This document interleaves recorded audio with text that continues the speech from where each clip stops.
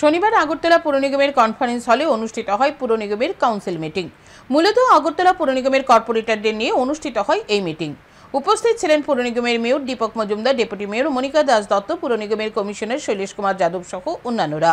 পুর নিগমের মেয়র দীপক মজুমদার জানান, দুর্গাপুজোকে সামনে রেখে অনেকগুলি কাজ হাতে নেওয়া হয়েছে, কিন্তু প্রাকৃতিক দুর্যোগের কারণে সেই কাজগুলি শেষ করা যাচ্ছে না। তারপরও চেষ্টা চলছে পুজোর পূর্বে সেই কাজগুলি শেষ করার। সেই কাজগুলি কতটা হয়েছে তা নিয়ে এদিন আলোচনা হয়েছে। মানুষ যেন ভালোভাবে পুজো দেখতে পারে তার ব্যবস্থা করা হচ্ছে। 7 অক্টোবর মুখ্যমন্ত্রী ডাক্তার মানিক সাহার হাত ধরে দশমী ঘাটের আধুনিক নিরঞ্জন ঘাটের উদ্বোধন হবে। আগরতলা শহর এলাকাকে পুজোর সময় পরিষ্কার পরিচ্ছন্ন রাখার উদ্যোগ নেওয়া হয়েছে। গত বছরের তুলনায় এই বছর আগরতলা শহর এলাকায় দুর্গাপুজোর সংখ্যা বৃদ্ধি পাবে বলে জানান তিনি।